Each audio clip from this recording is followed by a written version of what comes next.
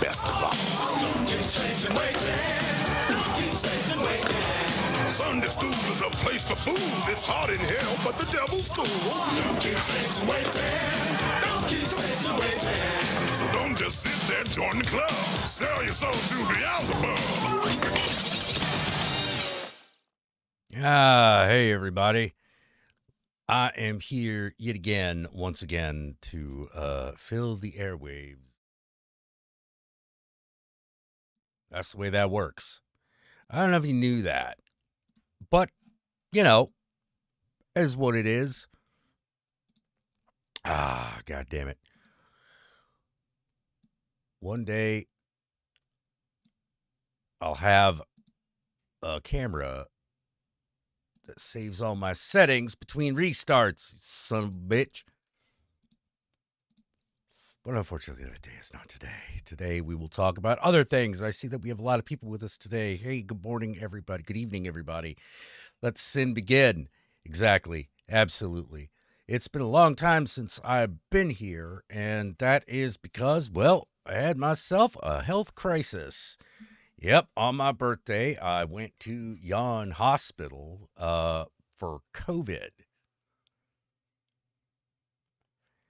And the COVID wrecked me up something fierce because I came out of it with diabetes. Yeah, that's right. I have the diabetes now. Me and Wilford Brimley now have something in common. So, oh, you thought the glasses looked nice last night? Oh, thank you. Thank you. My weird thing is my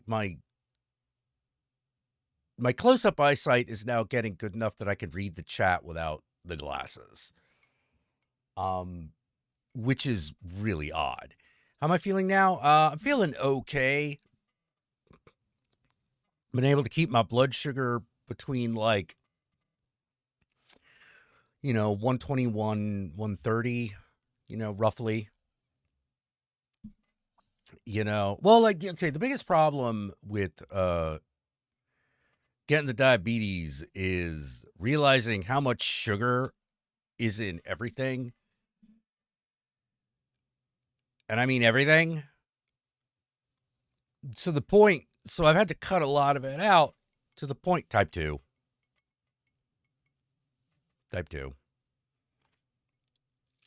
Luckily I'm not at the point where I need insulin. I don't need insulin injections, but the old pancreas does need a little assistance.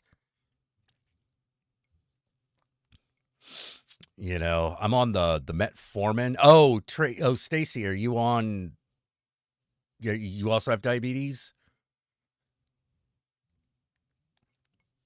Yeah, everything got sugar in it. Everything's got a huge amount of sugar in it to the point where you're like, can I can't just eat pre-packaged food anymore.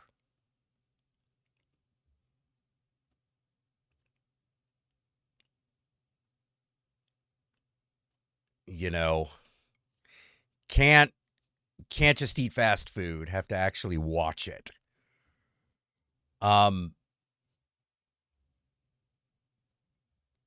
Let's see. Tonic Center said, make you feel better. I was Baker acted right before you got sick.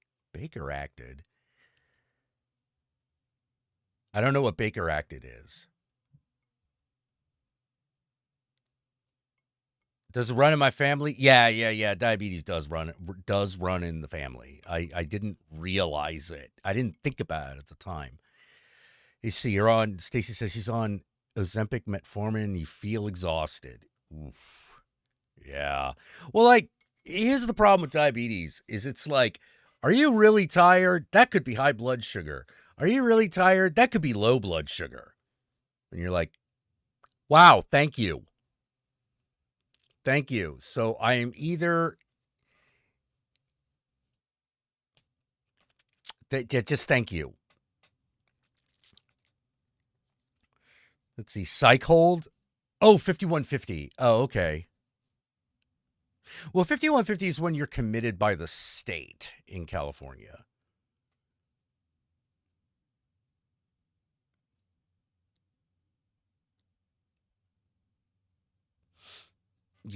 That's like holding because you're like a danger to yourself and others. As opposed to voluntarily committing yourself.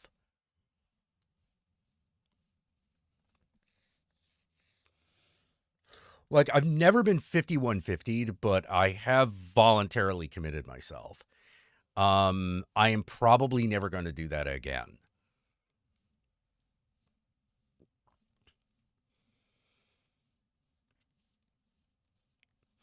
I'm probably never going to do that again because it's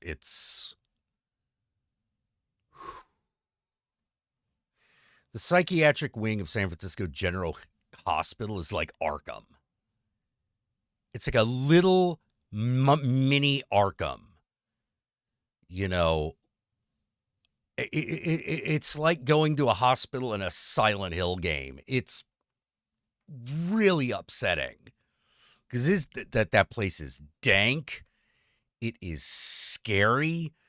The general population is not good. Not conducive to mental health at all.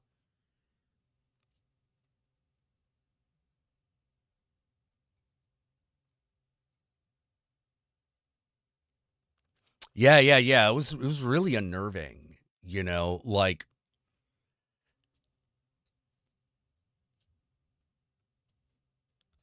the girl who, like, I'm pretty sure I saw some really weird version of the Joker and Harley Quinn there, but they were not together. You know, the fact that there was a woman there who was clearly not supposed to be around men, but they had no room in the woman's wing, so they put her with the guys, but in her own separate room, was odd. It was really odd. So yeah, I'm glad you're not there anymore.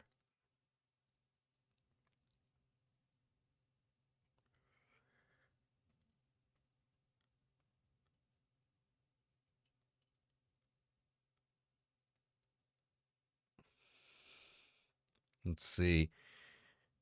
Had a hand in changing how people treat mentally ill patients. Some of the practices went to hell once Republicans came. Yeah, yeah, yeah. They see it as a drain of resources that could be going to them.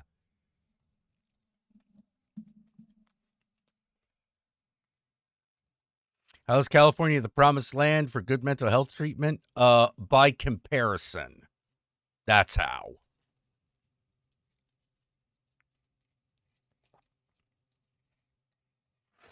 One thing that's really good is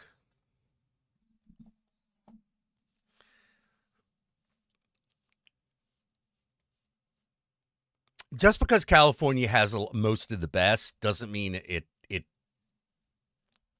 doesn't also have bad stuff.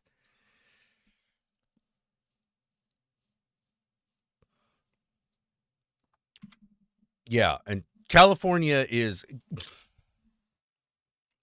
they don't beat you. They don't beat you. They don't put you in small boxes. They don't put you in cages.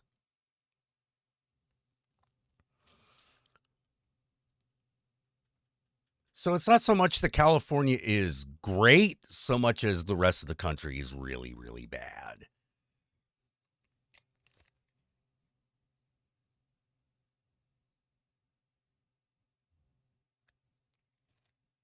Now, let's see. The men's wing had a bunch of people with manic sexual disorders.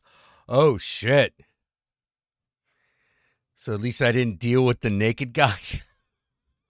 Mostly just felt bad for people. Yeah, I had a girl, like, straight up, like, look at me while taking a shit at the fucking intake, during intake.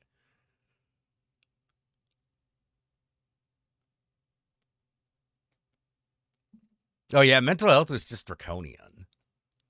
You know, in America, it's just draconian. It's really bad. There are good mental health services, but you got to find them. You got to find them, and you got to get them.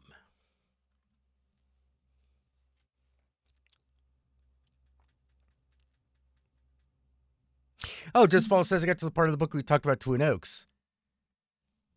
Yeah, one of those trees is dead now, unfortunately.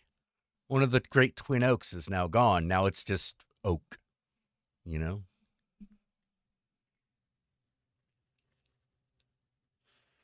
Yeah, it's a nice house, nice old style mansion. Not very big. Like not as big as, what you think of as a mansion today. One was like, I'm here so I don't kill my family. Yeah.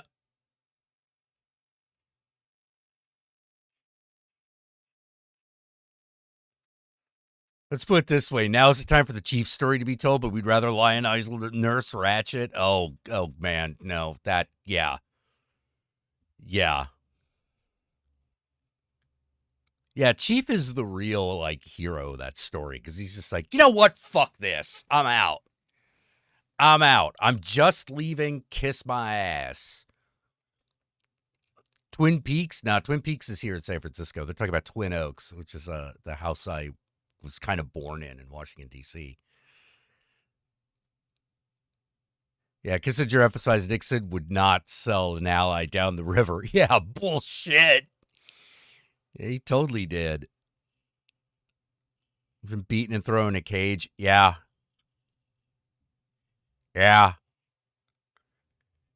Yep. Yeah, thrown into a cage at the ripe old age of 11. Yeah. That sounds about right. Oh yeah, I knew a lot of Nurse Ratchets. A lot of them were like my elementary school teachers because I went to a Catholic school. Fuck you, like Catholic school is really where I got my fuck you attitude. You know, because at some point you just sort of realize, wait, these people aren't here to help me.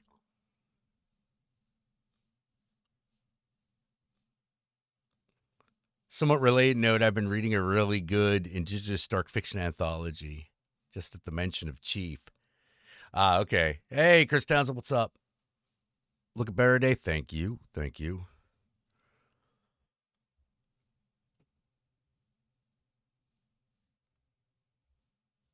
Oh, yeah. Hey, Catherine, how you doing?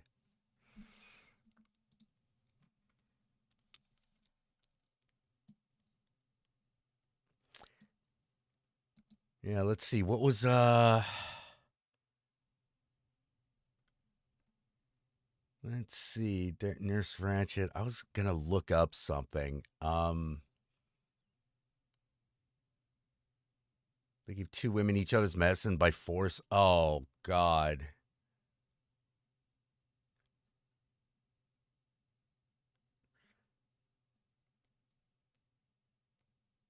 Odd question. Would you be interested in doing your her voice in a mockumentary?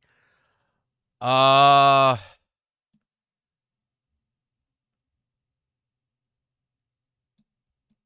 maybe.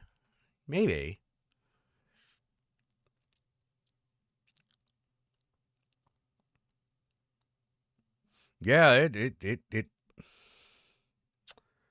bang your head. Mental health will drive you mad, All right, you take care, Stacy. You take care. Yeah, like California is, like I said, it's better. It ain't ideal by any stretch of the imagination, but it is better. Can't say it ain't.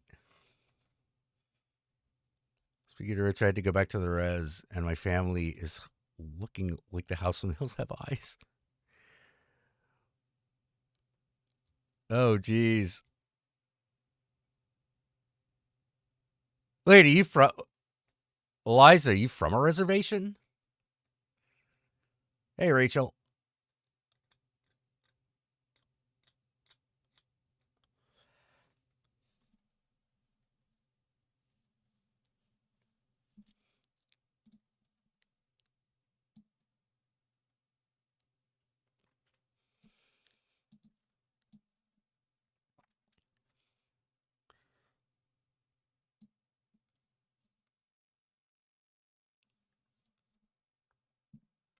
Yeah.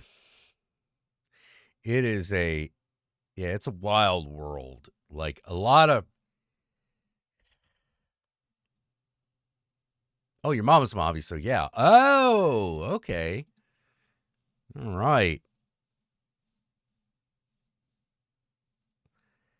Could I talk about the many official and unofficial sequels to Wells' work? Oh my God, I don't have that much time. There's like a million of those.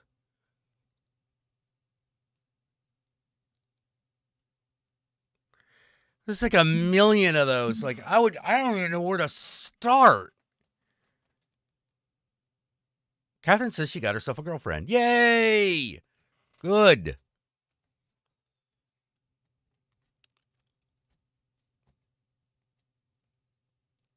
Oh God, sorry, I'm thinking about all that. How about that question? So got the official, unofficial sequels to his work. Oh my God! Like, where do we start? I guess we could start with the Hammer films. Unfortunately, I've forgotten most of the titles of them because I'll be honest, they're not very good. Yeah, it's like explaining the timelines for Halloween, the Texas Chainsaw Massacre. You're like, oh boy, no, that's a whole thing.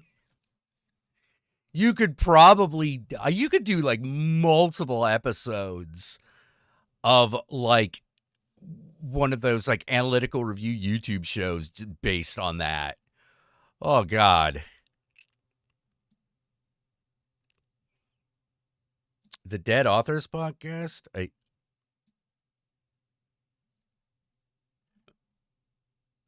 Yeah. Oh, that's in response to that. Okay, I see how that went. Man.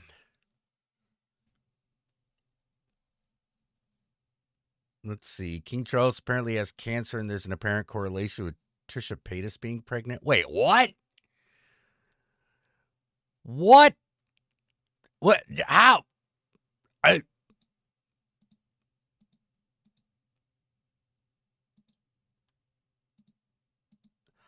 uh oh, you met her on one of John's Discords. Oh, that's awesome.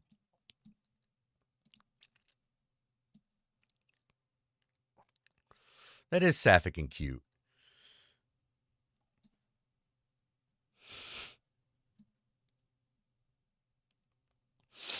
All right, man.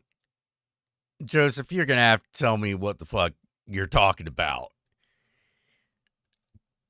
Did you literally just like make that up, or is that a thing? She got pregnant and then Queen Elizabeth died. Now King Charles is dying. She's pregnant again.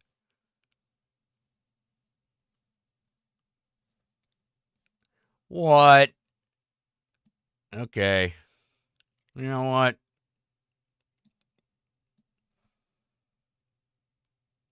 Man, speaking of mental illness, like Trisha Paytas, holy fuck. There is so much, dude. Girl, you gotta fix yourself. You gotta.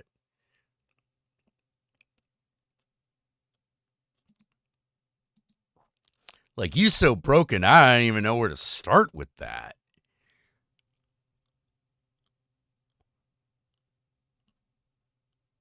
Like, that girl is busted.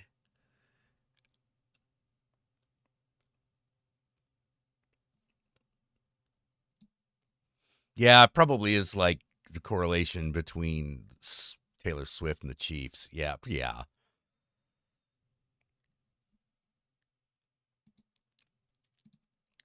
What Trisha do now? Not a lot. It's like nothing unusual for her. It's just one of those like her continued everything is like, girl, you are so mentally ill. I don't know where to start, and that's just from the shit she's shown us. Yeah, she's a YouTuber.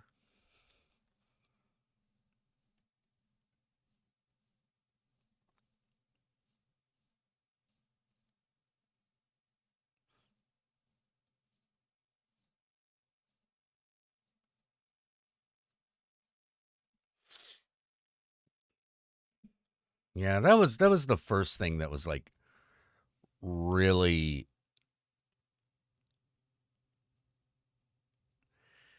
obvious when like I ran across her back when she first started becoming a thing.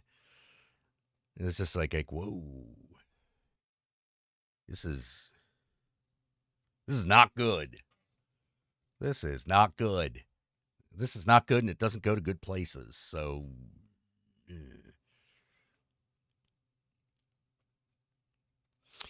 you know, although I would definitely say that you could do like a great fucking study of the intersection of narcissism and other other mental illnesses by studying YouTubers, man.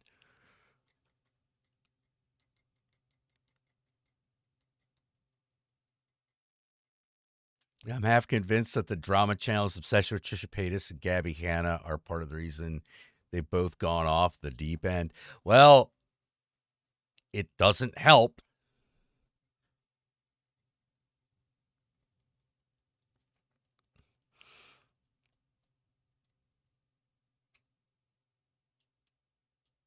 I don't know who Gabby Hanna is, though.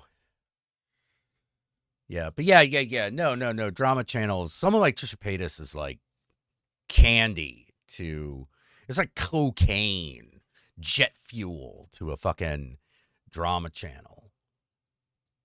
You know, which is, I'm going to be totally honest. Drama channels are just the National Enquirer of the day. You know, it's just tabloidism. Like, that's it. That's what they are. That's all they are.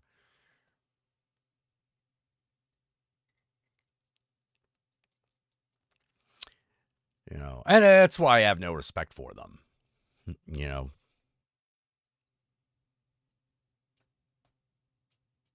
Gabby Ann is not the one that did that really bad ukulele apology for racism, is it? Is she? Yeah, drama channels are glorified TMZ, and what's TMZ? It's tabloid.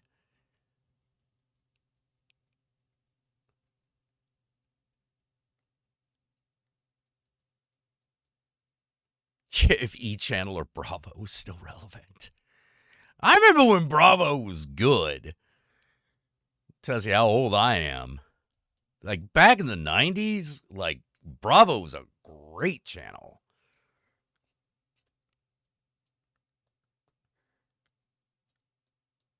No, she isn't ukulele chick. Okay, good. Drama channels are scum. Oh, I agree. I agree.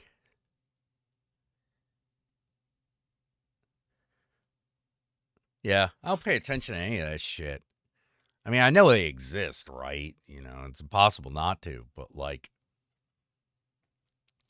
I don't listen to drama channels. I don't read the Daily Mail. I don't look at TMZ if I can help it, you know.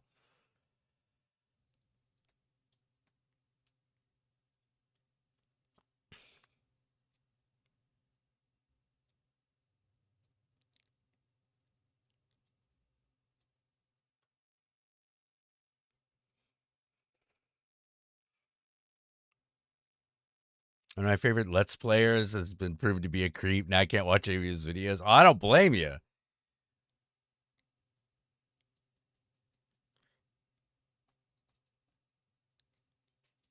You know, that's part of the other, like, that's like the other part of the parasocial relationship. Because, like, if you found out, like, your friend, thank you, Red Band Steve. I like my face too. Thank you for the donation. I appreciate it. One of my one of the the other perils of the parasocial relationship is that you will look at their failings the way you would look at that failing in a friend without the benefit of it becoming part of your daily routine to see them face to face. So much easier to turn off. But you still have a bit of that residual emotional disappointment.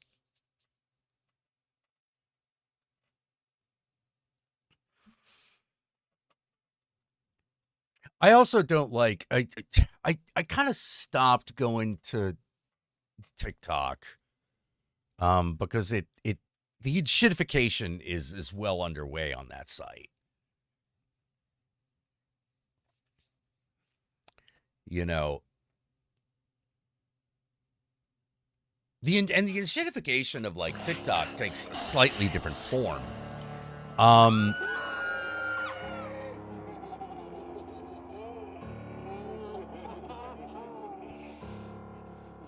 Like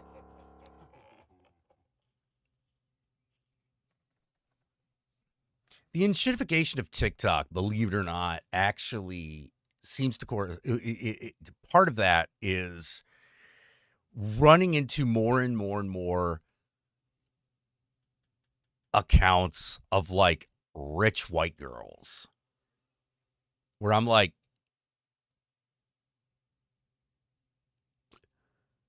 TikTok, I know this isn't because of anything I'm watching.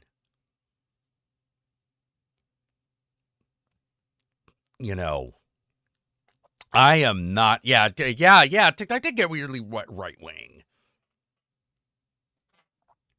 Well, yeah, it used to be reasonably lefty, or at least like indeterminate.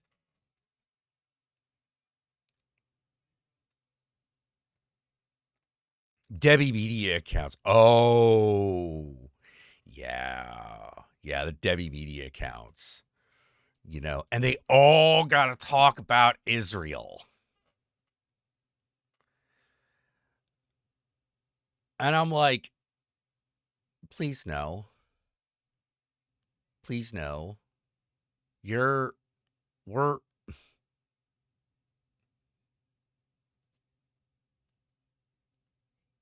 please no.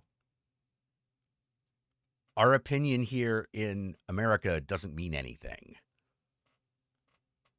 I mean, it really doesn't. And I know that that's not something that a lot of people are used to. They're used to something political being within their ability to affect on some kind of level, on some kind of meaningful level. Palestine, Israel, no, none, zero.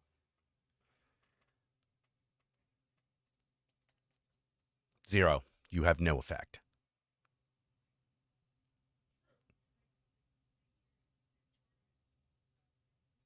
Unless you're willing to take in a Palestinian family into your home, you have no effect. You can have no effect.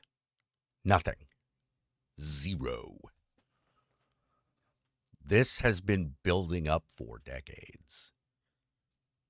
And everyone's response was set in stone decades ago. It will not change.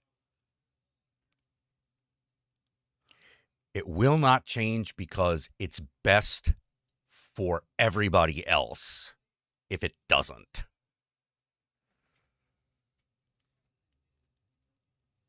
And that's what's really fucked up.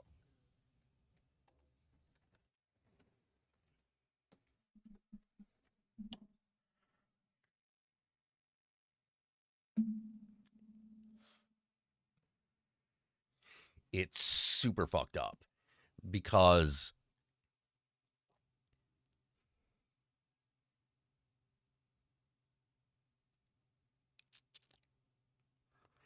people care.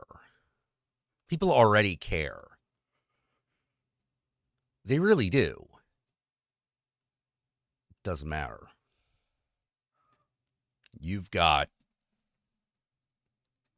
There's the simple fact of the matter is there's too much writing right now on Israel's existence. Way too much. Huge amounts ride on this damn thing.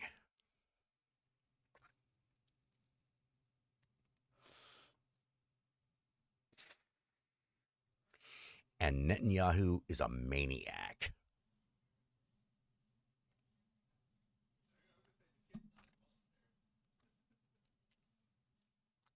He is a maniac.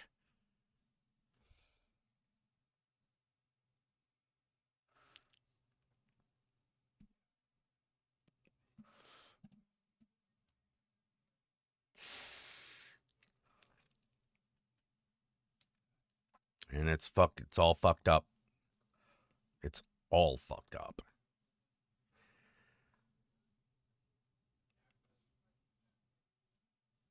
Yeah, Israel's been enforcing an apartheid state in Palestine, engaging in a slow-moving genocide for decades.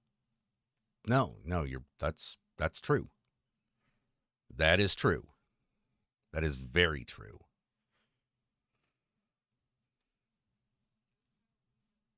And it's also true that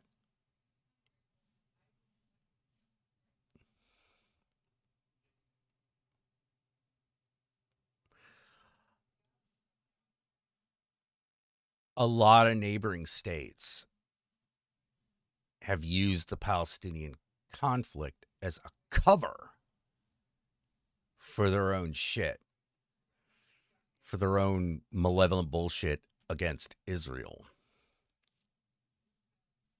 There's no heroes here. I will say that the Palestinian people are certainly victims.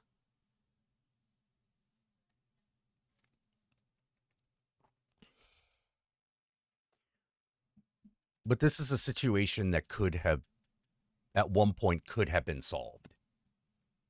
It could have been solved. But nobody wanted to. Nobody wanted to.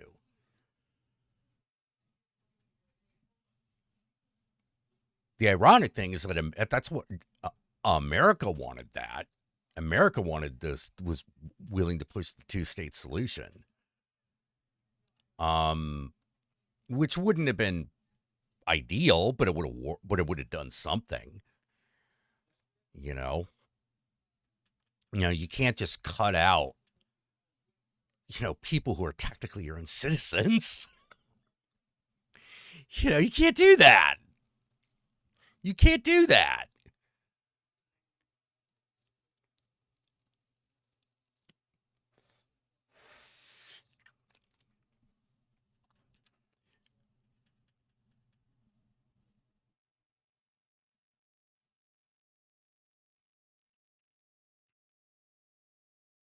But as our society come to, it's where it always is.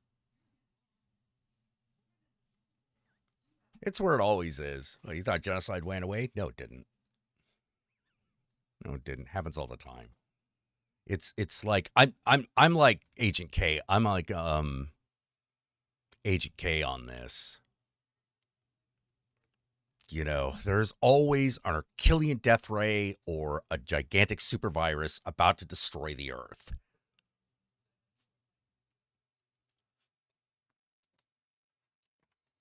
Always.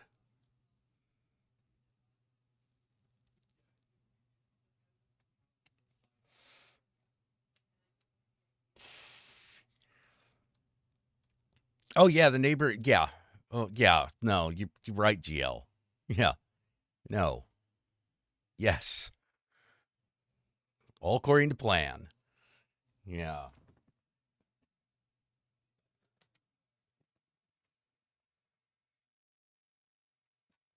We ain't the only bad guys on the block, just one of the biggest.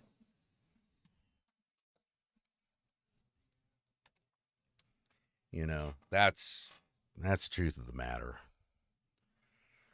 America may be the biggest villain on the block, but ain't the only one.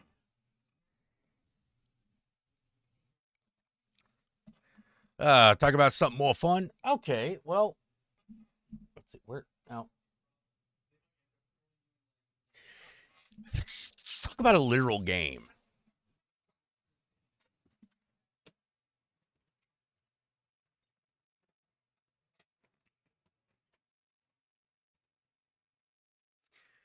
Hey, man.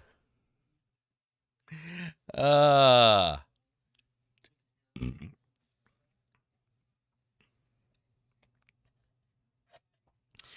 choose the path of radical acceptance.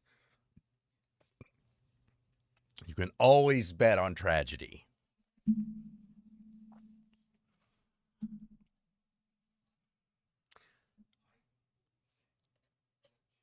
It's joy that needs to be tended and maintained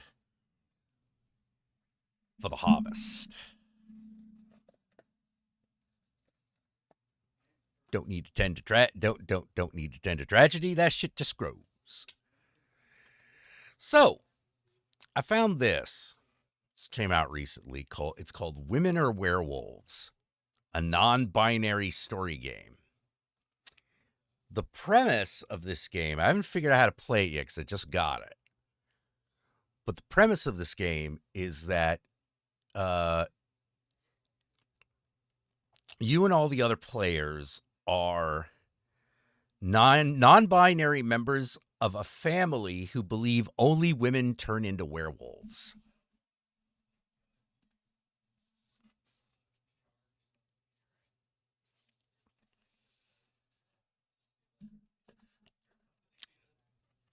And the game is about you're at a family retreat under a full moon where all the women turn into werewolves. But you're non-binary.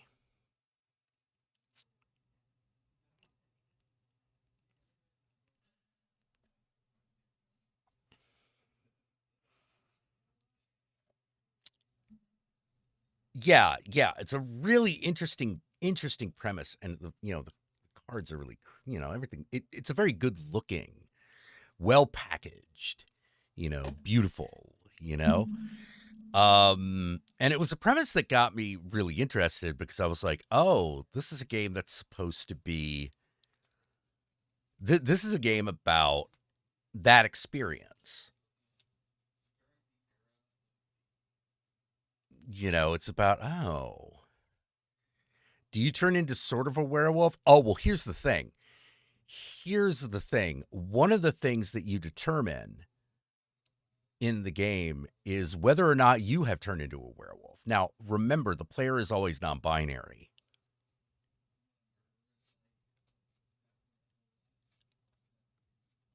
And if you've turned into a werewolf, everyone just, like, the world around you, as represented by the cards, begin to insist certain things.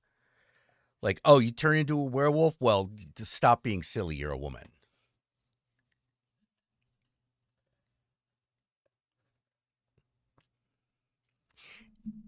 The game's really about microaggressions, which I thought was really interesting. This is obviously a game whose primary goal was to exist. Because it is meant to communicate that experience. Excuse me. It's meant to convey that experience.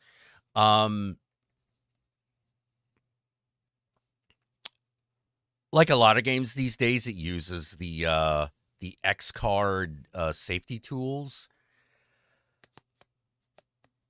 which I am of two minds are. A lot of you know that I have very complicated opinions about RPG safety tools. One,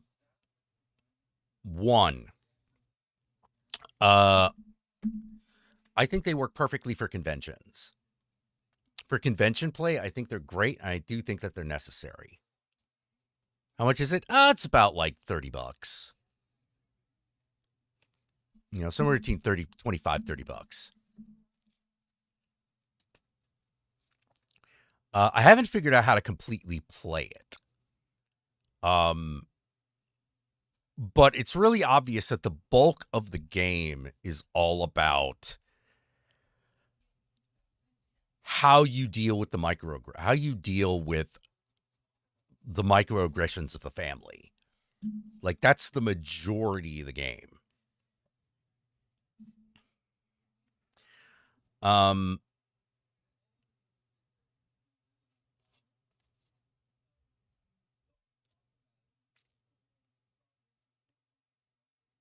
it asks a lot of questions that the group is supposed to answer.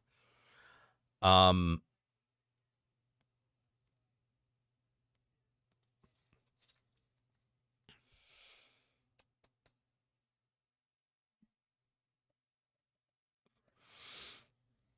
game obviously has three parts, has three phases. One is the werewolf phase, in which everyone where you learn a truth about being a werewolf. And it's somewhat random, like, okay, this is the random truth that you discover about being a werewolf.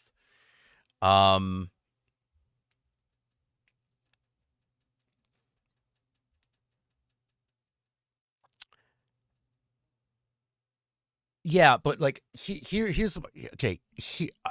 like I said, I have a complicated history I have a complicated opinion on safety tools. One, uh,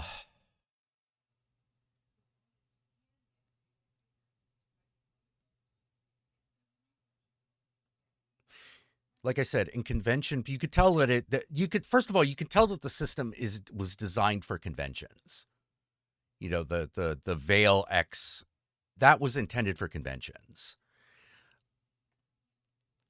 Makes absolute sense because that's a level of separation that you want when you're playing with strangers. Unfortunately, I find when you are around friends or like-minded people, they become an impediment. It has a chilling effect because people will start to avoid certain things that are not related to the thing that anyone has a problem with because it might be related. And I'm like, no, that's no good. That's no good. You can't.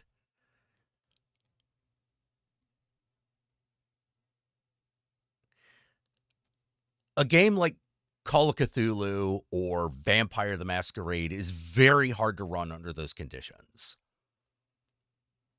It becomes much harder under those conditions.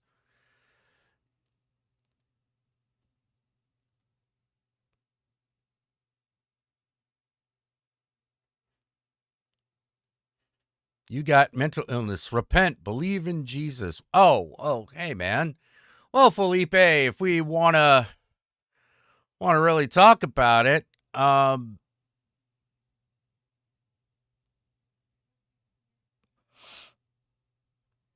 okay, so what's so great about Jesus? Tell us. I mean, I know. I have an opinion on why Jesus is great. I also have an opinion on why I don't worship him.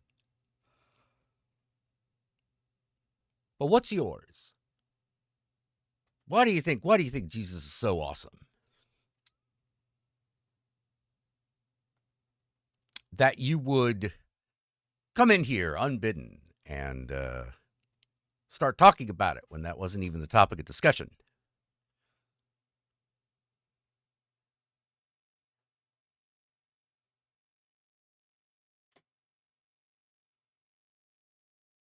Is Jesus really better than ice cream? I think it depends on the day. You know, hot day in the middle of summer, ice cream might be better than Jesus in that instance. Might be. Unless it was Jesus giving you the ice cream cone, you know what I mean? Then it'd be like, holy shit, Jesus, that's exactly what I wanted. Thank you.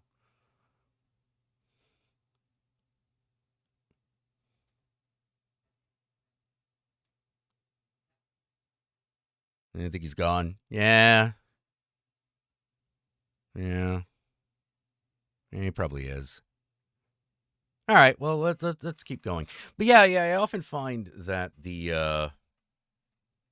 that sometimes the safety tools actually are an impediment, particularly in darker role-playing games, because part of that is the invitation.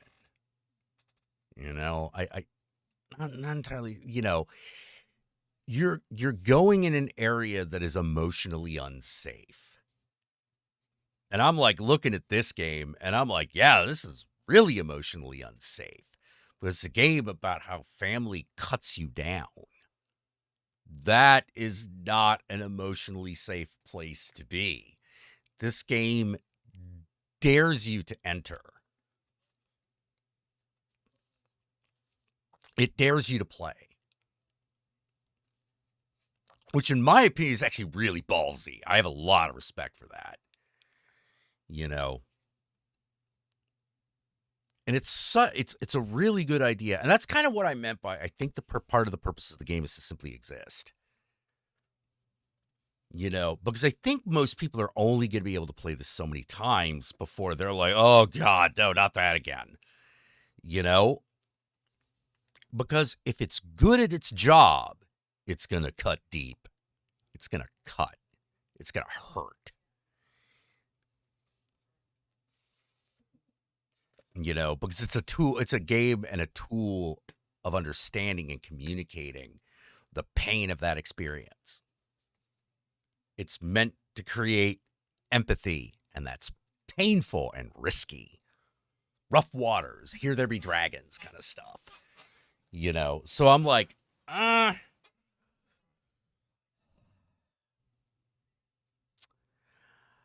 don't know, man.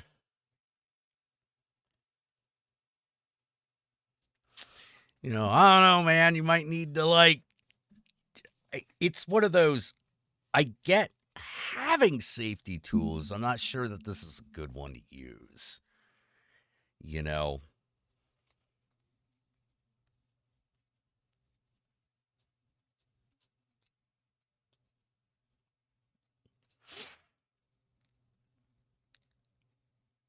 I think what might have been better for this game, but for a game like this where it's cards specifically, rather than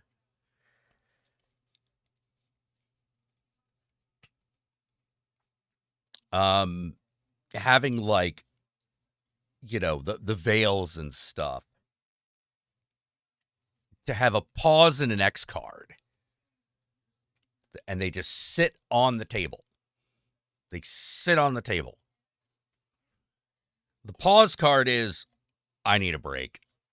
I'm willing to keep going. I think I can keep going, but I need to stop for right now. We need to chill. We need to take 10 minutes. And X, which is, I gotta go. I gotta dab. I gotta dab out, man.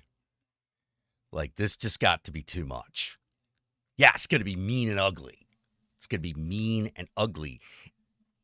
And even though all the players are supposed to be on each other's side, I can tell already that's the type of game where you're supposed to realize what you're saying. Know what I mean? How do you smooth it over between these two people? Well, your uncle is just old-fashioned. Oh. Well, you're trying to get me to apologize to him? Well, it'll be better for the family. You know what I mean? Holy shit. Holy shit. That is, you're going to find yourself saying shit like that. You're going to be like, oh, wait, that's fucked up. Ooh.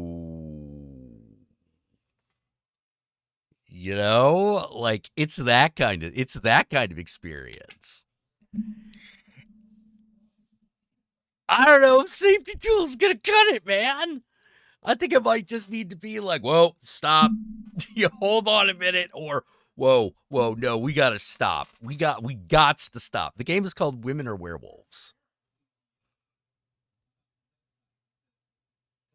Think of what the family needs. Yeah, exactly. You're going into that territory. You're going into that territory. I don't know. Safety tools gonna cut it, man. That is emotionally dangerous.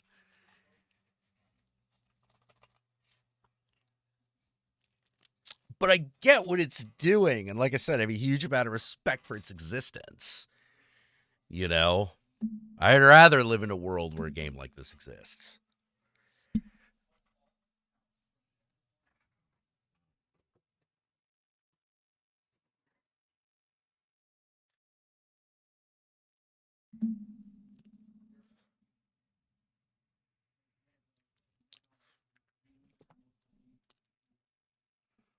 A family board game of the route backsheet tone. Not quite route backsheet, but I get what you're leaning on. They're gonna appreciate the game, but the gameplay itself is gonna obviously be a little triggering.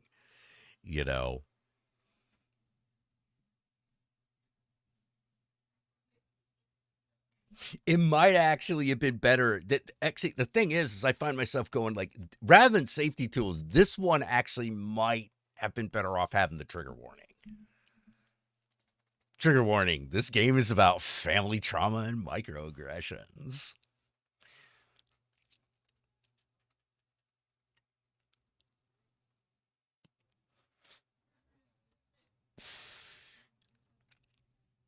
You know, at some point, I'm probably gonna play around with it myself just to see if, just to see how it works.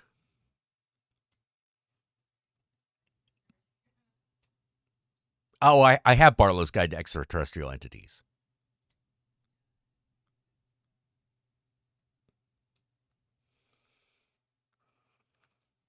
My friends and I come from mess up with you. Maybe this isn't the one. Yeah, like I said, very interesting. Very interesting. Like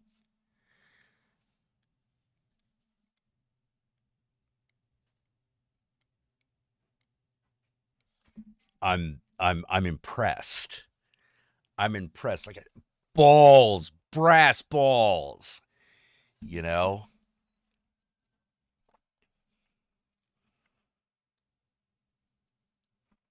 The brass balls to fucking publish a game like that. To fucking create and print it. Holy crap.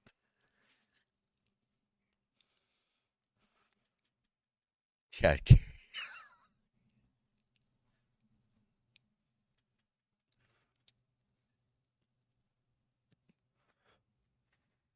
But yeah, I found Women Are Werewolves at the game store, and I read the back of it, and I was like, I have to buy this. I have to check this one out. This is so unlike everything else.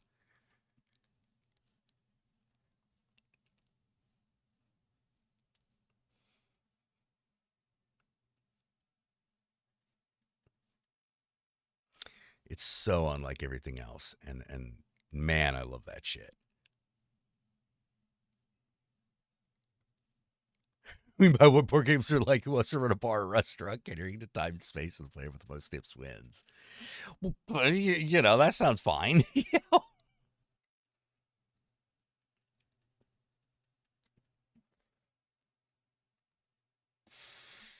Oh, we were talking about this card game I found called Women Are Werewolves, a non-binary story game.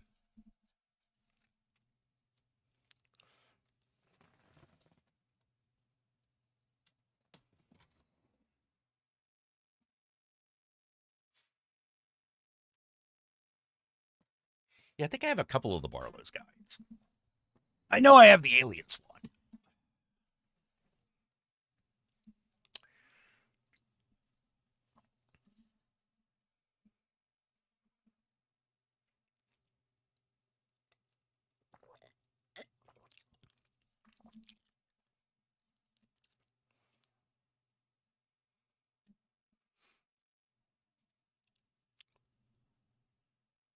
Yeah, I'm doing okay at the moment. I'm doing okay right now. You know, still writing the old Babylon page by page every day. Woo!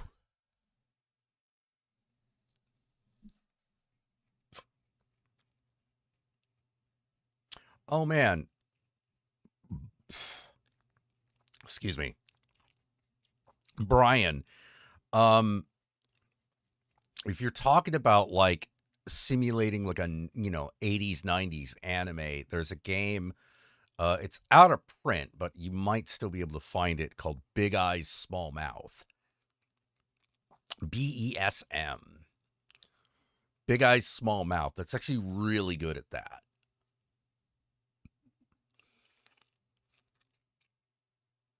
It's actually really, really good for that because it's simple enough. It's simple enough that, like, the game master can roll with a lot of stuff and still be sticking by the rules. I ran in Oh, it's in print? Really? It came back in print? Hold on. Let's see.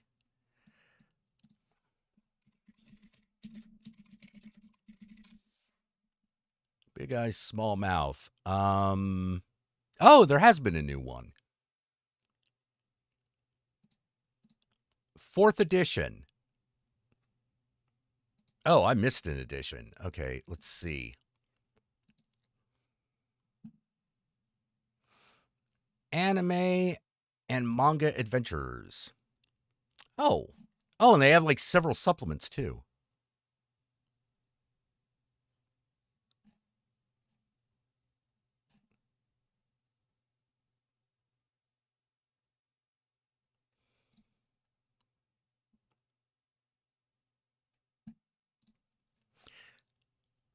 Neat.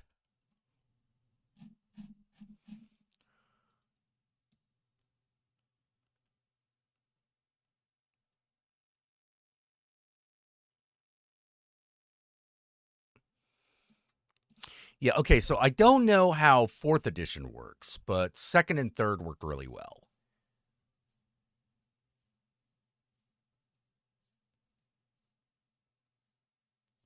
Yeah. Like, you would have to make your own setting, but like a lot of the a simulation, a lot of the tropes are there.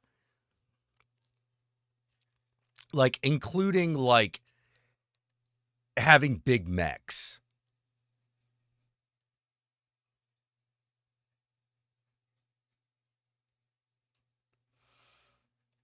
No, D&D did not get sold to Tencent.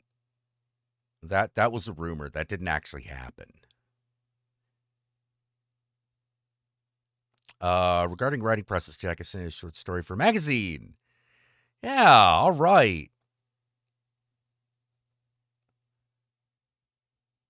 Has the OGL and Tristat rules? Yeah. But I don't know. I'm not familiar with the fiddly bits like I am with second and third edition.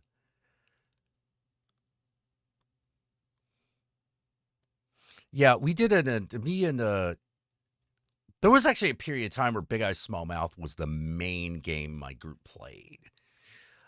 We did one based on Gundam, and then I made one that uh was my own setting inspired by Final Fantasy.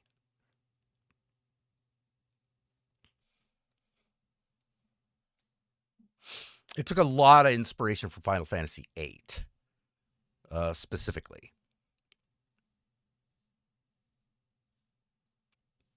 You know, because they all started out at a military academy for kids who probably are too young to be in a military academy with like, live ammunition.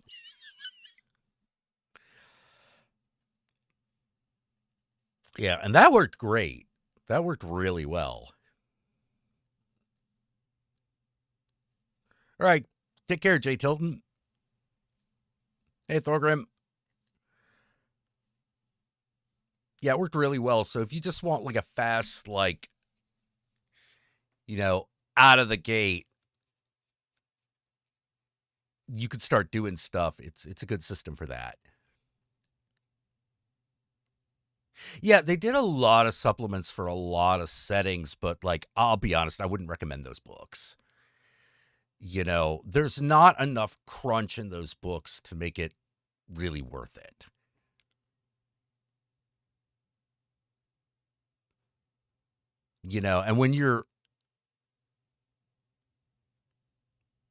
And if you're like um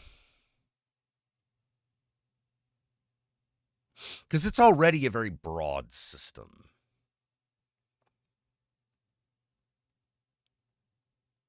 They did the second edition had a supplement called Cute and Fuzzy Seizure Monsters, which was obviously like their Pokemon Digimon type thing. That one had some crunch to it. That one I really liked.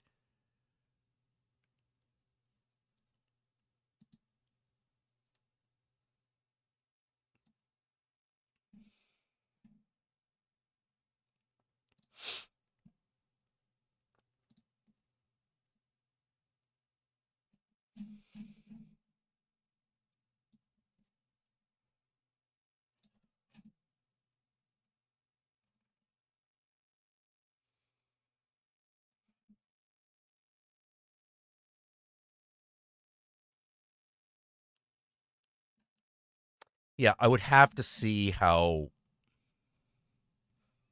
the new one is before I gave an opinion on it.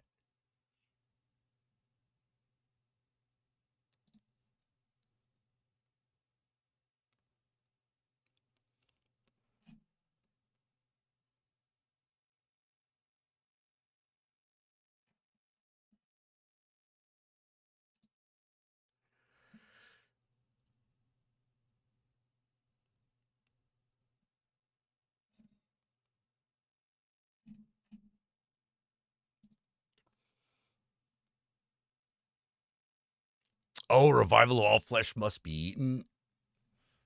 Ooh, yeah, that would be cool. There is also a Walking Dead role playing game.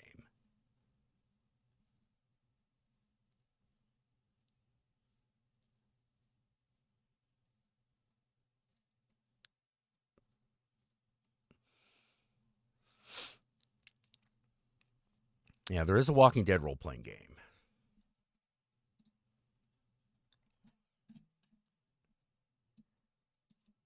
Let's see what's selling on the RPG drive-through RPG.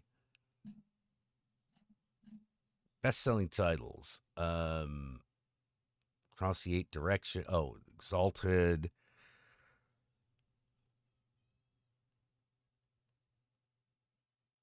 Wrath and Glory.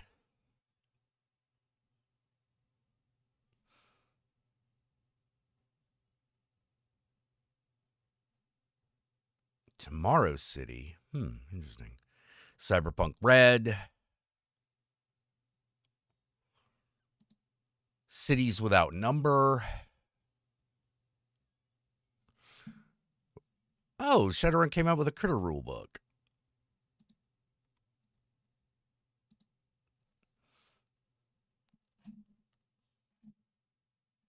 It was like the paranormal animals of Shadowrun. I always thought they were neat.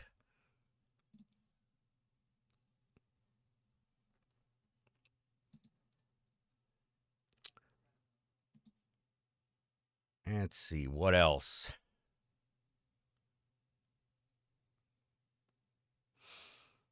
Chains of Asmodeus. Delta Green, no real. The Rogue Trader? The old Rogue Trader book? Really? Huh. Oh, I guess because the video game came out.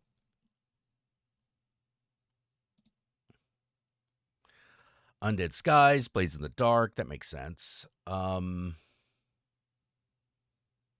the Masquerade 20th anniversary? Not the new one? What? Not the 5th edition? That's odd. I actually thought the 5th edition was actually pretty good.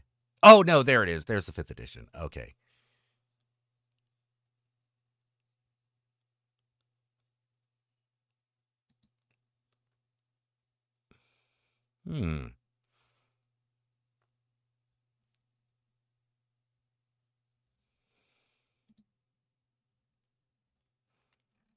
Most popular under $5. Interesting. Yeah, I did.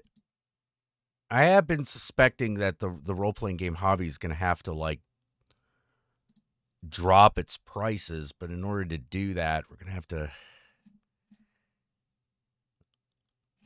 It's got to be something's got to get lost, and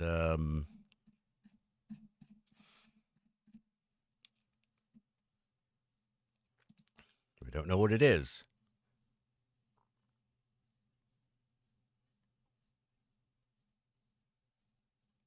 Yeah. My biggest issue on, excuse me, my big thing about Delta Green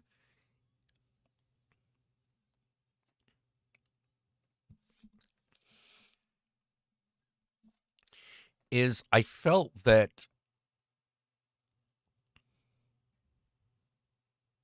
I think it's a better concept than a game.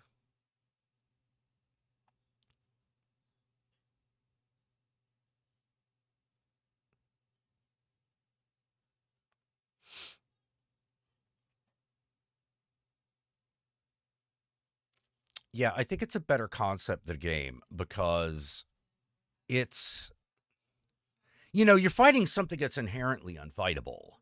The creatures of the Cthulhu mythos. Um, so I think it needed a bit more tweaking. It needed a bit more tweaking as both a setting and um as a game system. Um, Even though it basically uses the Call of Cthulhu game system, it's just got a few tweaks to it.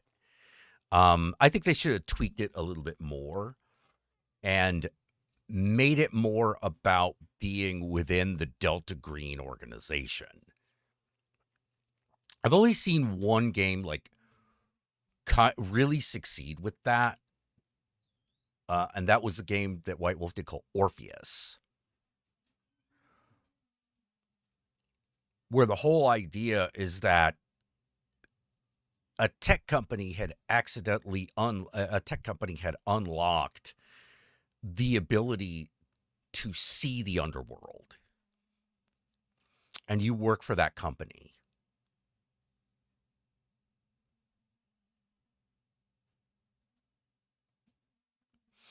That did a great job of making it feel like you were working at a company that was kind of working against you, even though like it technically wasn't working against you. It's just the people inside of it are sometimes an obstacle to your success.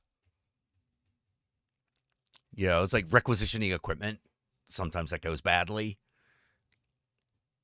A game called Orpheus sounds heartbreaking. Yeah, well, the whole idea is that you do eventually go into the underworld.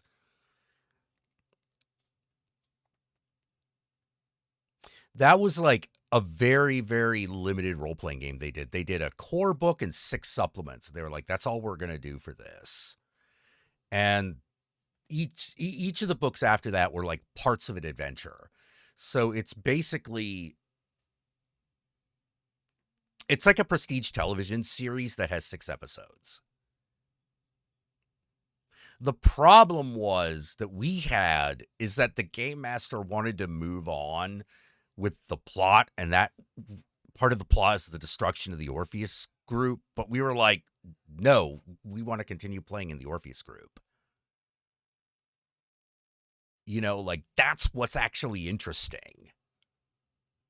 Without the Orpheus group, it's just another slog through the world of darkness monsters.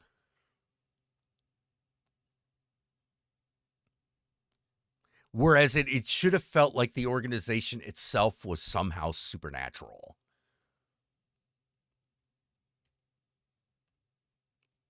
So it felt a little bit more like what I would have wanted to compare it to at the time would have been like the Laundry Files.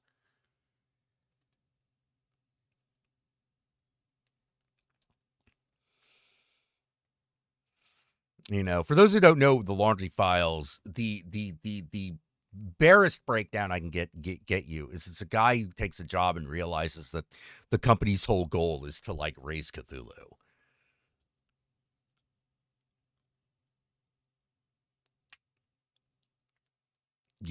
It's very interesting series of novels. There's way more to it than that, but like that's like the bare bones breakdown, the elevator pitch, and I felt that Orpheus Company isn't anything like Black Mesa is. It's not as powerful as Black Mesa. Like Black Mesa is supposed to be like a huge like research and development out in the middle of fucking nowhere. Whereas the Orpheus group is like set in the Bay Area. And they're just like a tech company that got a hold of something that they probably shouldn't have.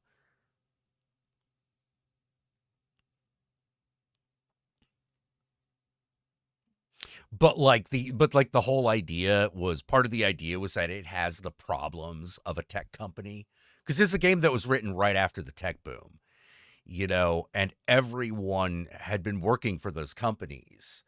And so it was like, I felt like a natural fit to like, okay, well, what if we were in the world of darkness? What would our company be? What is our company and what does it do? Like for real, what does it do? Because it wasn't always obvious. Orpheus, imagine if Elon Musk's found out you can splunk into the hell-blasted Deadlands. No, perfect description. Perfect description. It's also why I get really annoyed with all the people who try to make SCP role-playing games.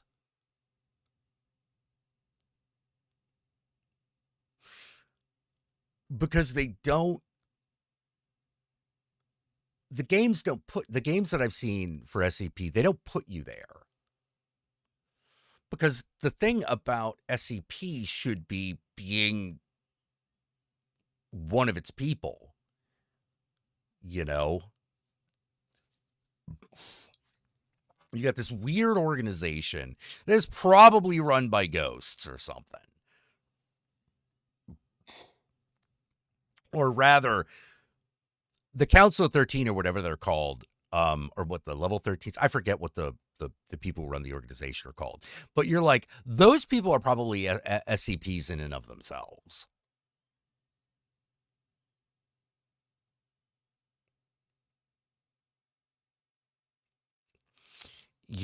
So you're doing all this stuff, some of which is like apocalyptic.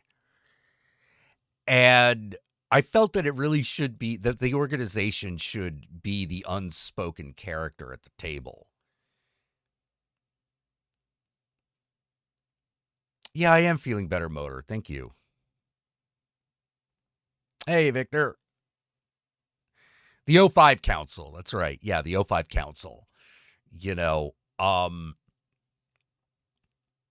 I really felt that the whole thing should have been like you're operating within the hierarchy of this company, and you're a special task force.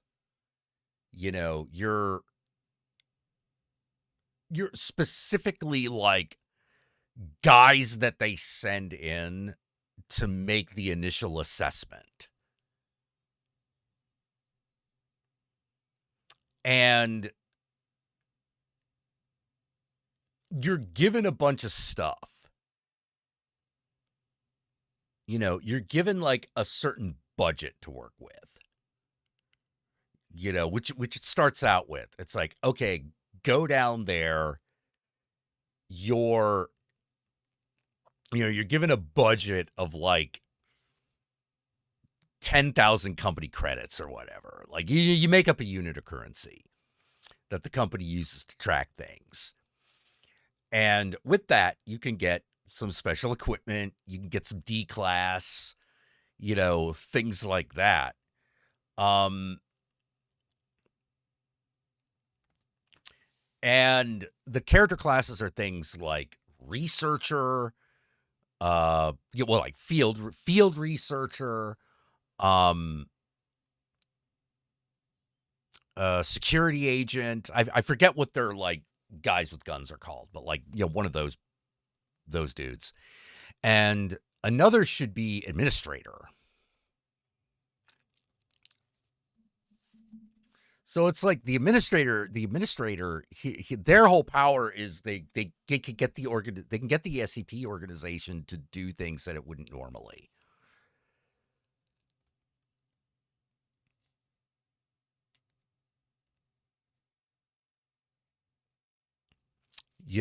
And like you get your marching orders, it's sort of like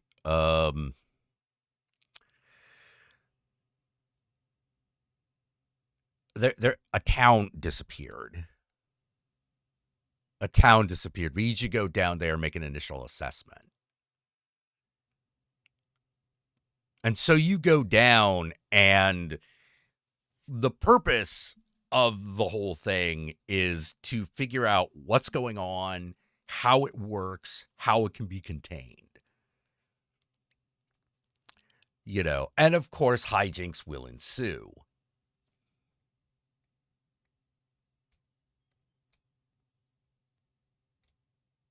Sounds more like a collectible card game akin to Netrunner. No, I'd actually want it to be a role-playing game. Because you need the game, you need a game master because the setting needs to keep fucking with you. It needs to keep fucking with you.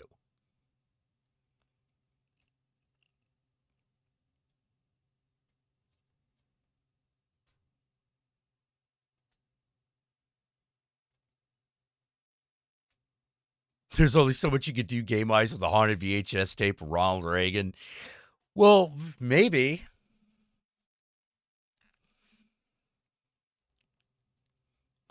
But, like, you could do a lot with the infinite IKEA. You can do a lot.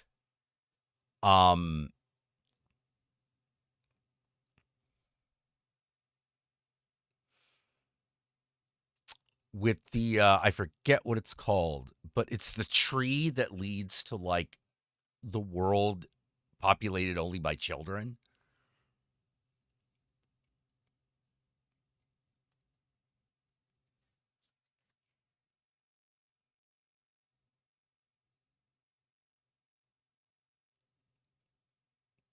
Yeah, and there always needs to be the possibility that your initial assessment is incorrect.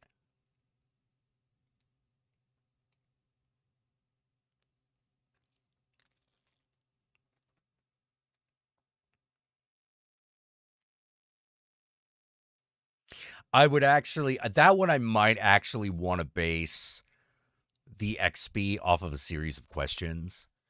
Get to the end, get to the end of the session. What is it? Tell me something that you think you know.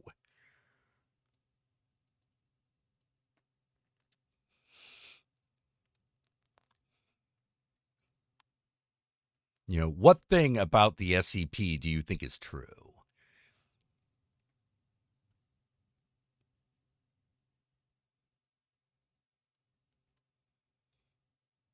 The game should be deadly. The game should be nervous. It should be it should be a little nerve-wracking. Because the whole idea is that you're just dealing with the inherently unknowable. That's what an anomaly is. It's something that is inherently impossible to understand. What did you learn? What did you forget? Are you having a good time? Man, I saw this one like fucking TikTok that I absolutely loved, but I'm not sure I'll be able to find it if I try to look it up.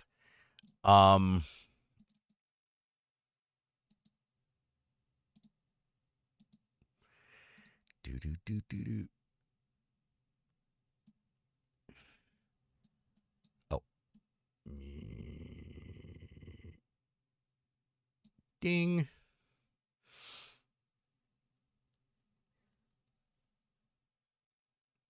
All right, let's see. Maybe I can find it. Humanity lost its fucking mind in 19... Nope, that's not it. All right, I know I'm following this guy, so I know it's here somewhere, but where somewhere?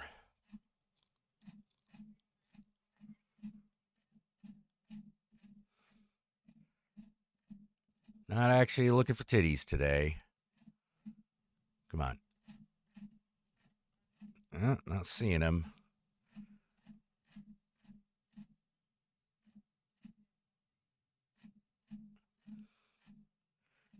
Come on. Oh, we can do this.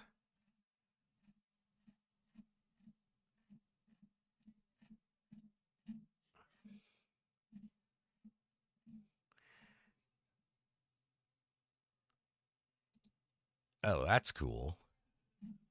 But not what I'm looking for. I am in following, right? Okay, good.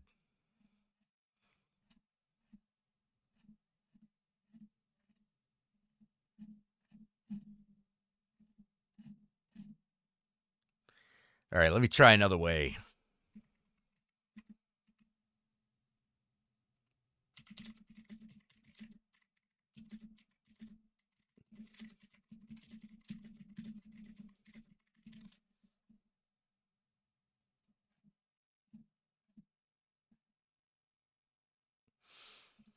Mm, nope. Oh, why doesn't this guy post more often so I can fucking find him more easily?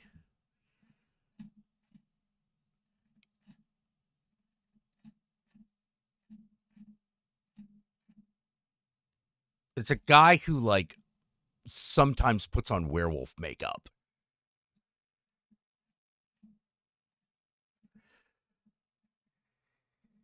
Do, do, do, do, do. Da, da, da, da, da.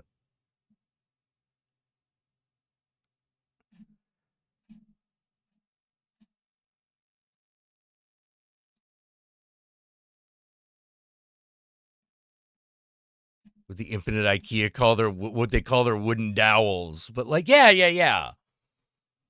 You know, like you have a lot of fun in that setting. No, not Simon's cat.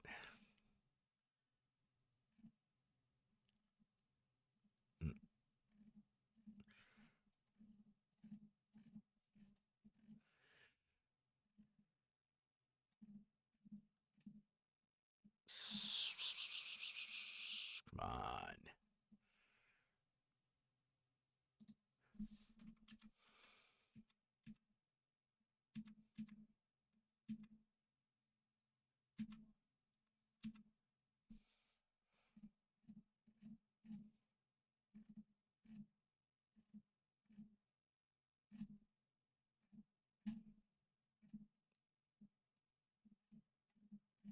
All right, this is obviously going to take a while, so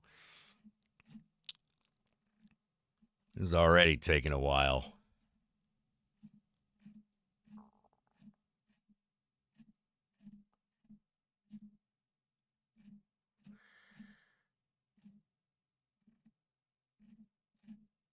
And I started following a lot of D&D TikTok, but a lot of them are just white dudes.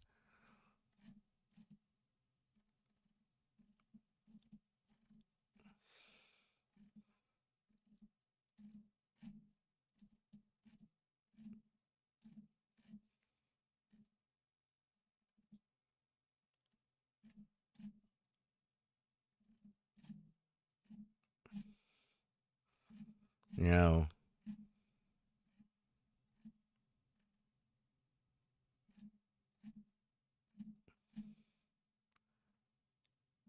you know. A lot of advice on running games. There are some people on that app where I'm like, do you even run role playing games or you just read them?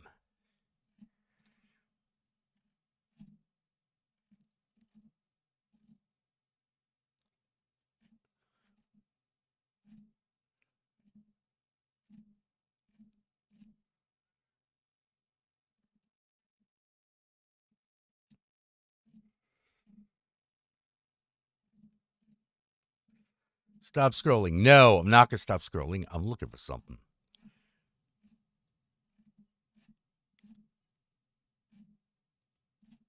Ugh.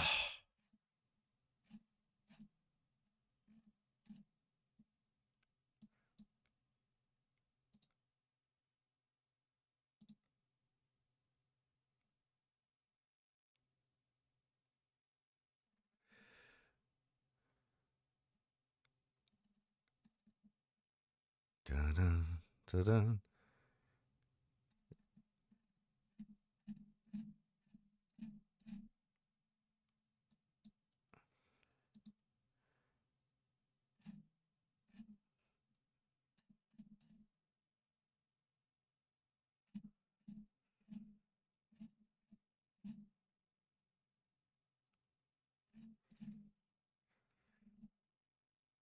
Yeah, not all of us have an infinite staircase.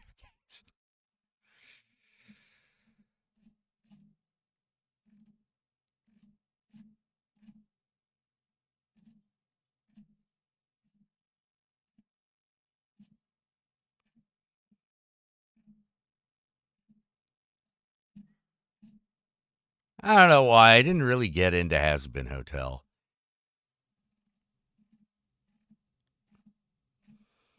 Just wasn't my thing.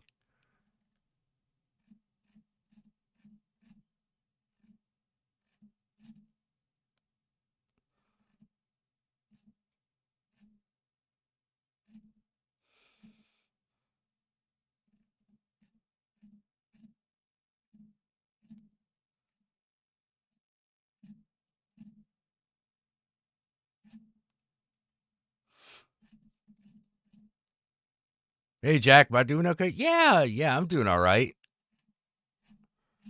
Doing all right. I was looking for a thing and I'm like kind of failing, so that's why I'm staring off into space. I'm actually,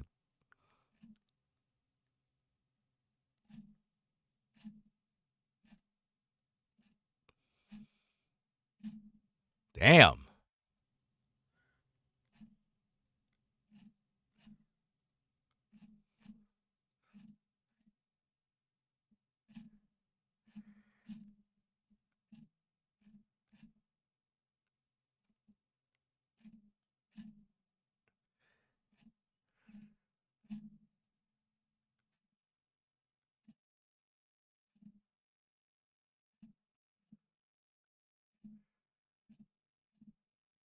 I think I follow too many people.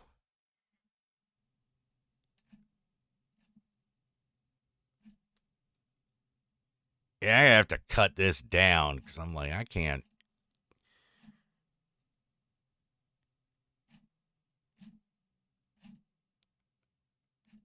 I don't even, because here's the thing, I don't even know how to search for the thing I'm looking for. It's hard to describe.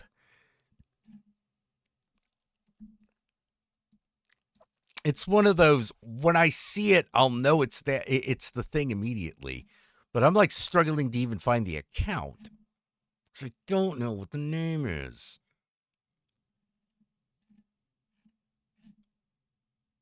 He sometimes does.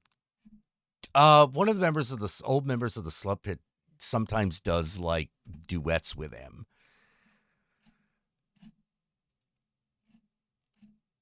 But now I'm spacing on the Slut Pit member. I'm spacing on their name. Oh wait, I think it's Jamie.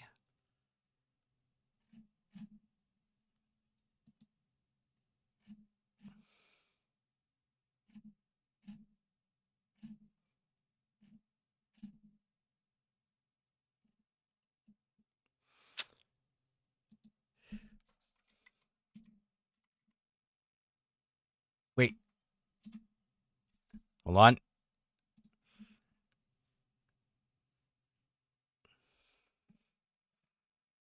Okay. All right, I found Jamie. So no, I don't need. No, I don't need to get coins. Fucking stop that. That's ridiculous. Damn pop-ups.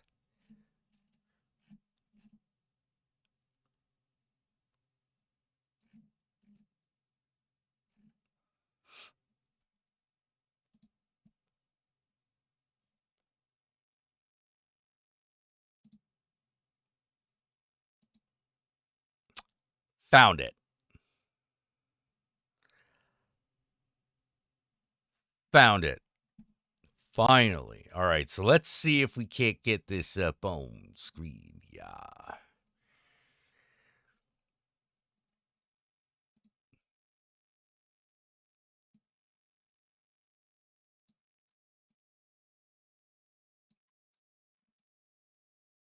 All right. Looks like we can.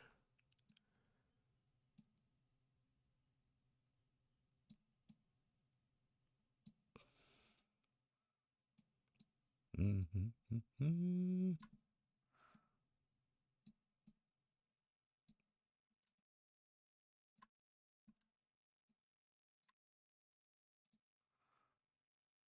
Here we go. Prepare for awesome. You feeling? Hold Good on. morning. How are you feeling? Not good. Do you want to break something? Try this. How did that feel? Did it feel good? Do you feel better? We need to leave. This is not my house. Good morning. How are you feeling? Not good. Do you want to break something? Try this. How did that feel? Did it feel good? Do you feel better? We need to leave. This is not my house. So that's what I was looking for.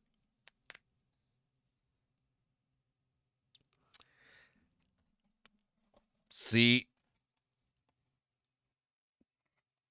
was it worth it? I hope it was. You know it was. You know it.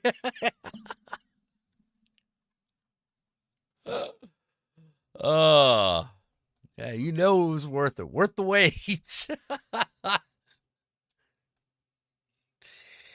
Oh, man. Oh, is the audio taken from an Old Spice ad?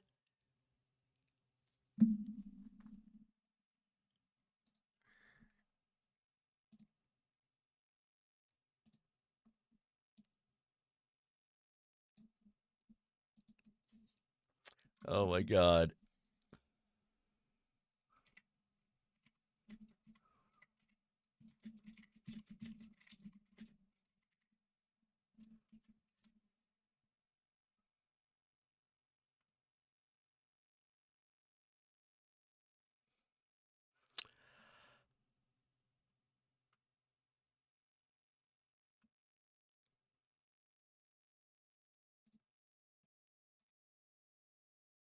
Well, with Old Spice Sweat Defense Dry Spray, you get ridiculously long-lasting. What's in your head? Back at me.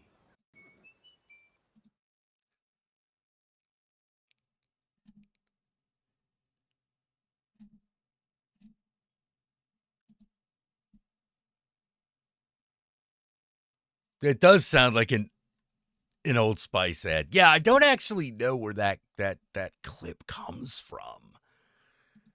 You know, let's see if we can figure this out. Original sound, Colin Metzger.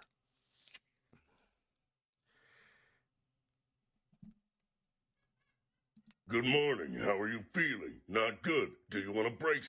Okay, let's Good see. morning. How are you feeling? Not good. Do you want to break something? Try this. How did that feel? Did it feel good? Do you feel better? We need to leave. This is not my house.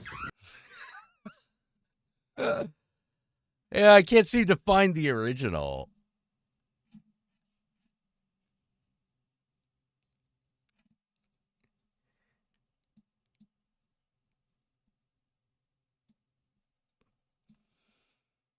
Good morning. How are Let's see. Original sound, Colin Metzger.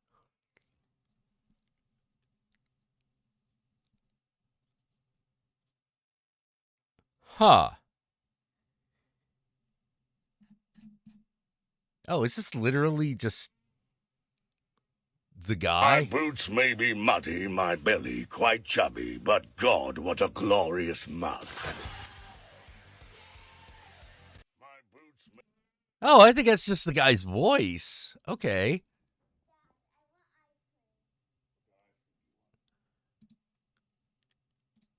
I don't know who you are. I don't know what you want. But I will find you, and I will hug you. Okay, so I think the original one comes from this guy called Colin Metzger.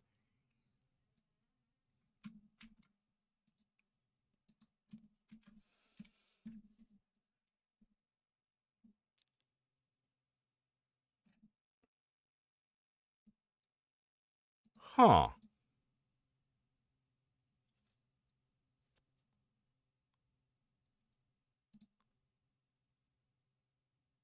Interesting. Okay, so he's a voice actor. All right, that makes sense. Demon, what do you think of this? I don't like it. And how does it make you feel? Makes me fucking pissed off. So what do you do about it? I eat it. No. No. You say, I don't like the way you make me feel. I say, I don't like the way you make me feel. Yes? Then I eat it. No. Right, we cook it.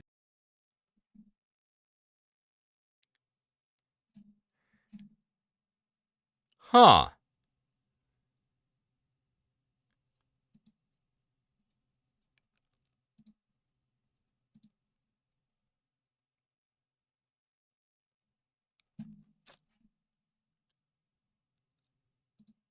Good morning. How are you feeling? Not good. Do you want to break something? Try this. How did that feel? Did it feel good? Do you feel better? We need to leave. This is not my house. Yeah, I'm not getting over that anytime soon.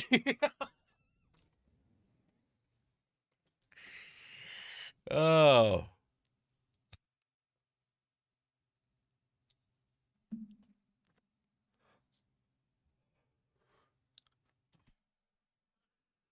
Yeah, I would totally play that guy to like voice a werewolf or something. You know?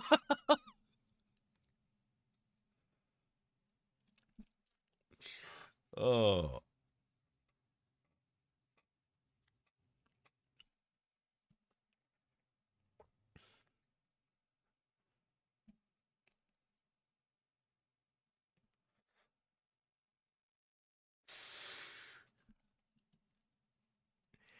Oh man. Ah.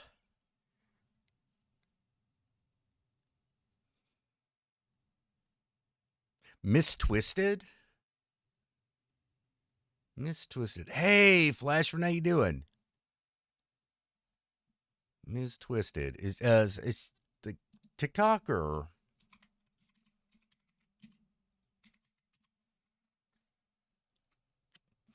oh wait, I actually follow her. Oh no, I don't. Wait, what the fuck? I thought I did her video. I see her videos often enough.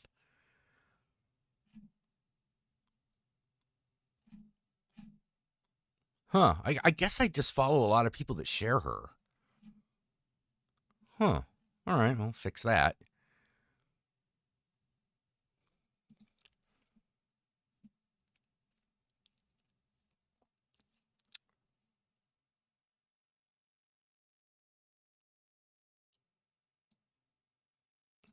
Let's see.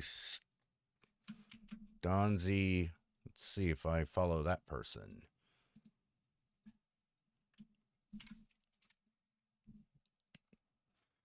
Oh, yes.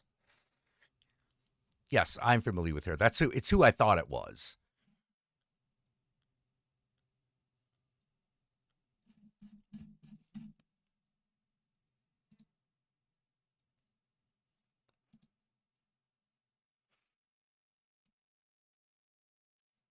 Oh yeah, no, Miss Twist is very cool when it comes to special effects makeup. She's actually quite good.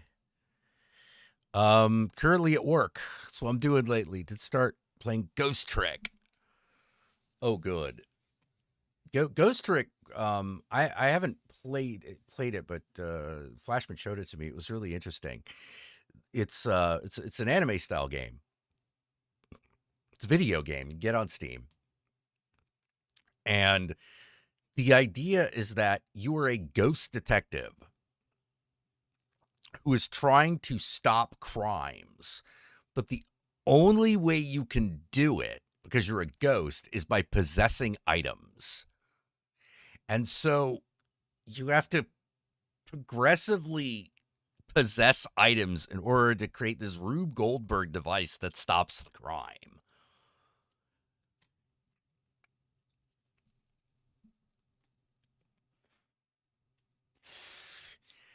Hey, Scribbo Baggins. How you doing?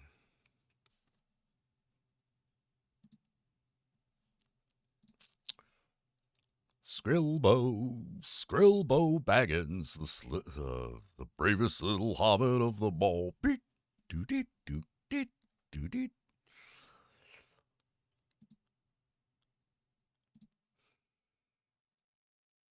How you doing?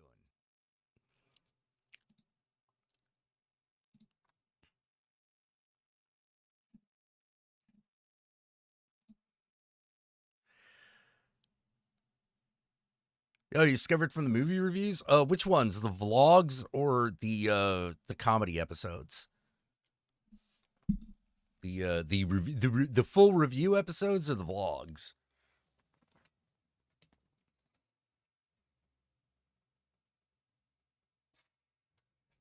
Because I only did about like 12 episodes, I think.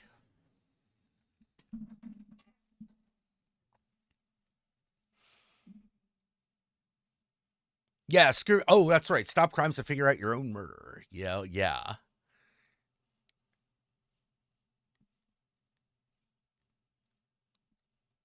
Well, Brian, in that case, Ghost Trip may be for you if you're like rigging Home Alone traps as a ghost. Sounds like fun. I mean, it does. It does sound like fun. I think it's also on Switch.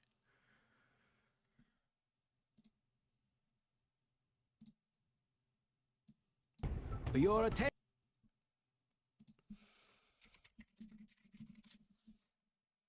Ghost Trick, the Phantom Detective.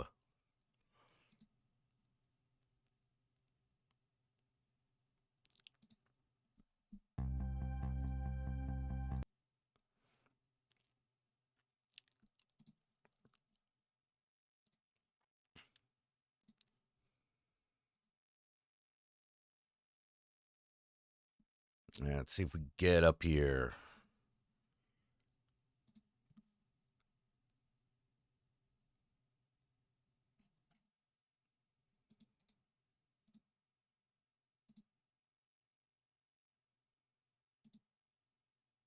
No, I don't think that's it.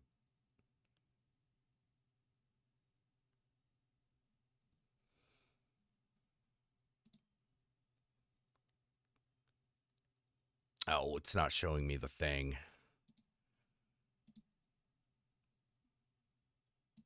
God damn it, Steam. Why you gotta do this to us? Wait. Did it? Oh, wait, it'll show us as long as the thing is actually active? But then it's impossible to, like, fucking... Okay, hang on. Let's see. Maybe we can still do this.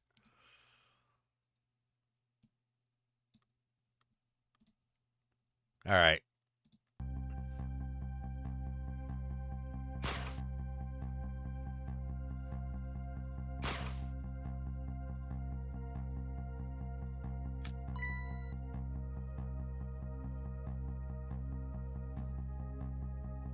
And you're that dead guy.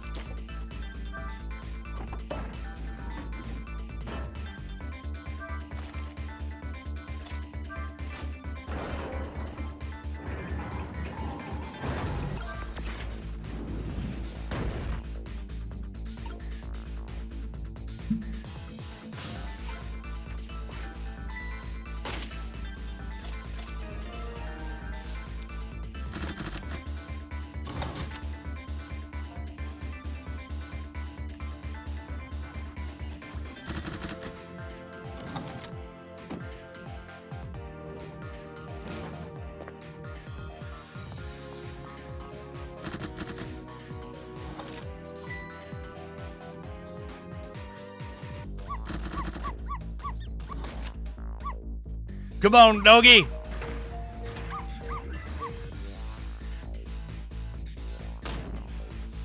I like the fact that the dog can kind of see you. It can kind of sense your presence.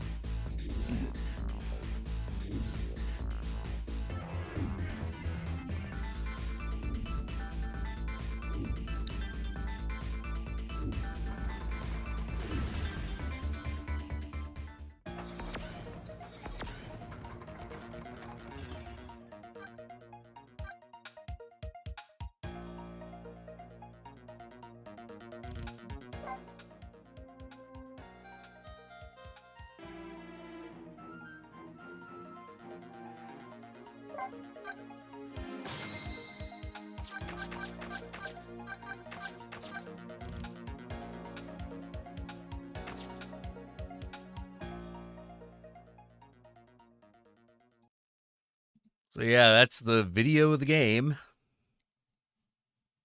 All right, talk to you later, man.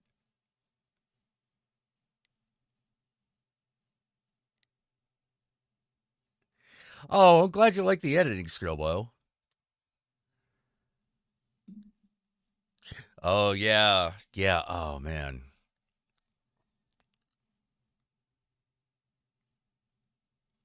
Precursor to Dead Meat. I choose to take that as a compliment. I'm not actually familiar with Dead Meat. Wait, that does sound familiar though. Hold on.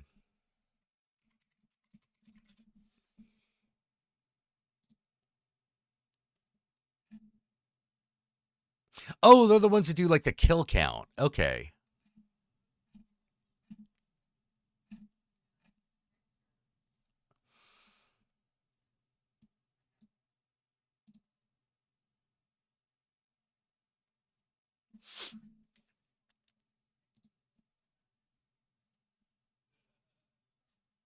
Oh, Dredge. Oh God, yeah. Oof.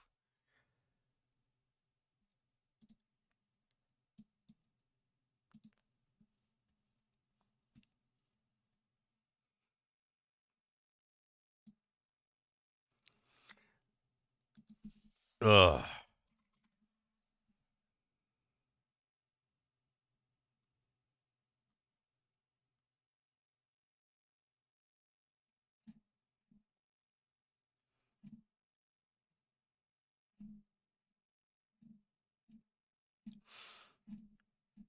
Okay, I think um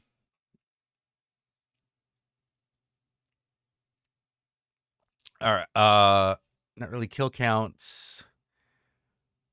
The good movie reviews break down the whole movie in that style. Oh, well, thank you. Thank you. I'm glad you enjoyed them.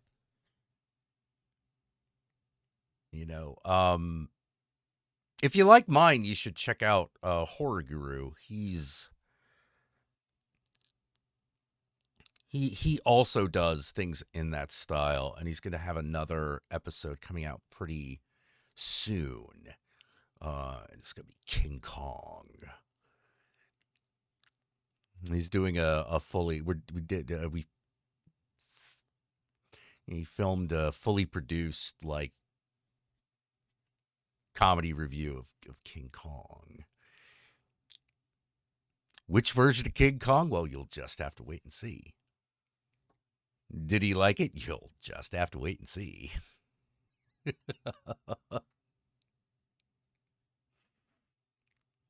You'll just have to wait and see, Ryle, like I said. Ah.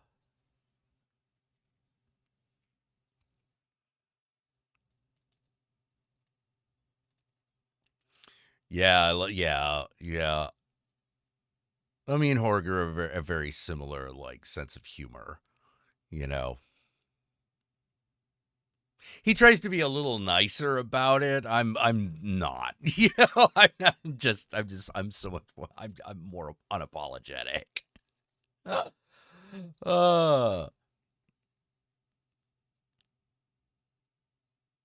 Oh, the old fan art video. Oh my god. Yes.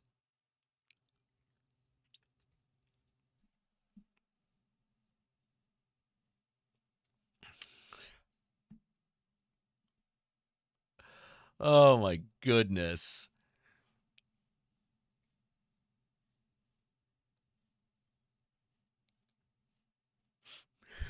Based on the last kaiju reviews. Hey man. Oh, actually, you know what? Before I go, there are some other things I should show you. Show you guys. Since we have brought up kaiju.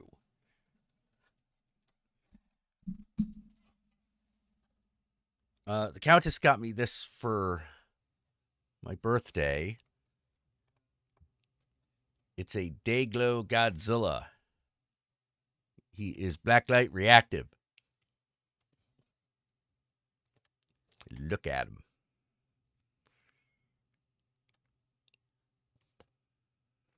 Yeah. He's so cool. And also,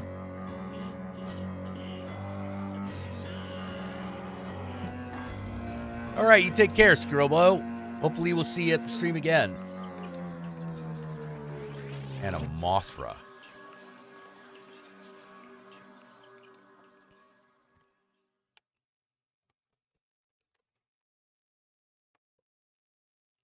Did I hit a milestone birthday this year? No, I'm not 50 yet.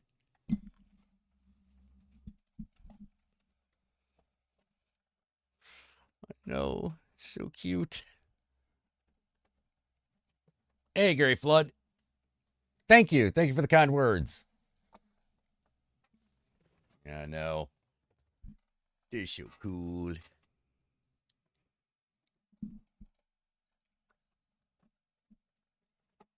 I'm probably going to actually get, like, some things so I can put them on the wall. You know? Yeah, don't forget to hit that like button, baby. Yeah, Funko Pop's like herpes, man. Like, everyone's got it. You know? Everyone's got at least one Funko Pop.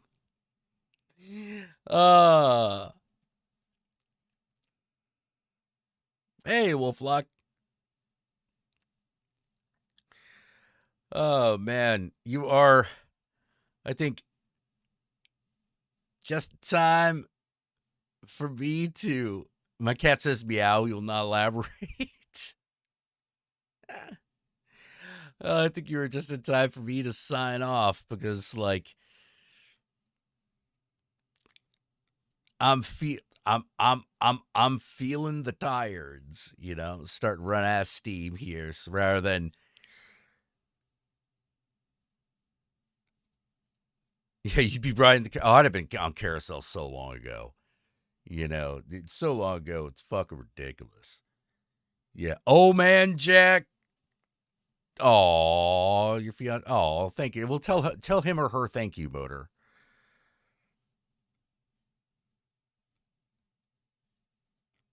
You have no Funkos, so you're clean.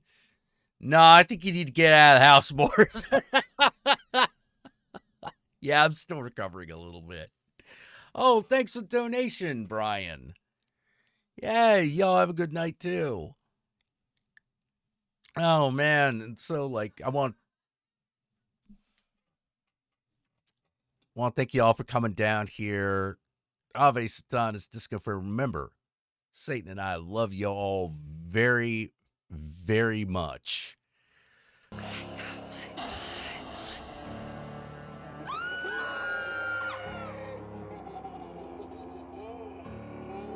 There we go. $5 in the G-string. That's right. So until next time, y'all take care. Good night.